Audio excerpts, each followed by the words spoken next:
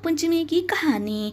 एक नगर में एक सेठ जी रहते थे। उनके 7 बेटे और 7 बहुएं थी। इन 7 बहुओं में से 6 बहुओं के तो पीहर थे, लेकिन 7वीं बहू के पीहर नहीं था। जब वो गर्भवती हुई तो उसे घेवर खाने की इच्छा हो रही थी। उसके पीहर नहीं था तो उसने एक घेवर चुरा कर पानी भरने गई। तब ले गई, वहाँ जाकर घेवर को पेट के नीचे रख दिया और सोचा कि जब पानी भर लूंगी तो आराम से घेवर खाऊंगी। जब वह पानी भर कर घेवर लेने गई तो वहाँ घेवर नहीं मिला। उस पेड़ के पास एक लंबी बाम्बी थी, उसमें एक नागिन रहती थी। वह नागिन भी उस समय गर्भवती थी। घेवर को देखकर नागिन की इच्छा उसे खाने की हुई और उसने घेवर खा लिया। उस नागिन ने सोचा कि यदि साहूकार की बहू मुझे गाली देगी तो मैं उसे डस लूंगी, और यदि कुछ नहीं कहेगी तो इस बिना पीहर को पीहर दिखा दूंगी। साहूकार के बेटे की बहू ने कहा कि शायद कोई मेरी जैसी होगी जिसने यह घेवर खा लिया। ऐसा सुनकर नागिन बहुत खुश हुई और उसने अपने बेटों से कहा कि तुम इंसान का रूप बनाकर जाओ और साहूकार के बेटे की बहू को लेकर आओ। नागिन के बच्चे इंसान का रूप बनाकर साहूकार के घर चले गए।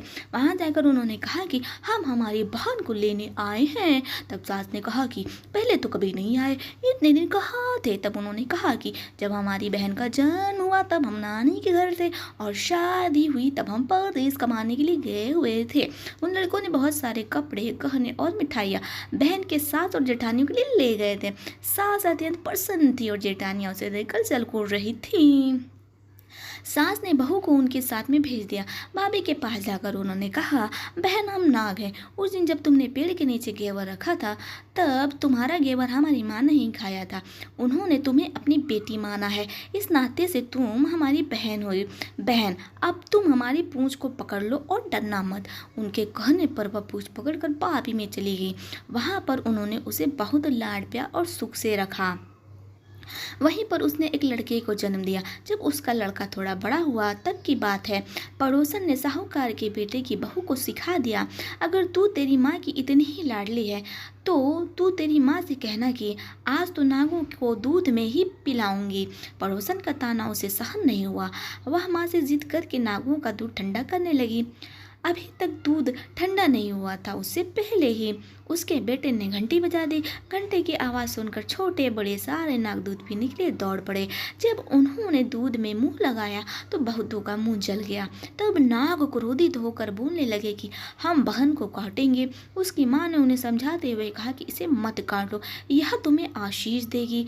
तब साहूकार के बेटे की बहू ने कहा, जियो महारा नाग नागनी, जियो महारा खड़ियाया वीर, वीर उठा वे देख चीरे, चीर तो फट जावा फट पीर, वीर जितावा अरे वे।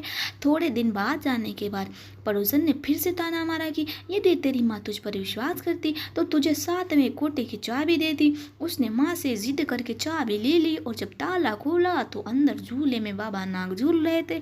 उसने बाबा नाग से कहा, सत सिया राम बाबा। उन्होंने कहा कि तूने सत सिया राम कर लिया वरना मैं तुझे डस लेता। नाग देवता ने उसको 9 करोड़ का हार दे दिया। माँ ने अपने बेटों से कहा, भाई तो अब बड़े घरों में हाथ डालने लगी है, उसे घर पहुँचा दो। नागों ने साहूकार के बेटे की बहू को बहुत से गहने कपड़े दिए और ससुराल पहुँचा दिया। थोड़े दिनों की बात है, उसका बच्चा झाड़ू तोड़ रहा था। दाई ने कहा, झाड़ू मत तोड़, इतना तोड़ने का शौक है तो तेरे नाना मामा के यहाँ से लाया हुआ था। सांपों ने सुन लिया। माँ से जाकर कहा, माँ ने कहा, 2 झाड़ू सोने की बनवाओ, 2 चांदी की बनवाओ और दे आओ। ताइयाँ देखकर जल गईं, कहने लगीं, इसके तो ताने मारने से धन बढ़ता है। कुछ दिनों की बात है, बच्चा गेहूं बिखेर रहा था। ताई ने ताना मारा, गेहूं बिखेरने का शौक है तो नाना मामा से ले आता, हमारे यहाँ तो मत बिखेर। सांपों ने सुन लिया। जाकर माँ से कहा, माँ ने कहा, 2 बोरी दाने सोने के घड़ाओ, 2 बोरी दाने चांदी के घड़ा और दे आओ। ताइयाँ और जल गईं, कहने लगी, इसे ताने मत मारो, इसका धन बढ़ता है। छोटी जेठानी लकड़ी लेने गई, वहाँ सांप था। उसने सोचा कि सबसे छोटी को भेजना चाहिए, सांप उसे खा जाएगा तो मुसीबत मिट जाएगी। छोटी बहू लकड़ी लेने गई तो वहाँ सांप बैठा था।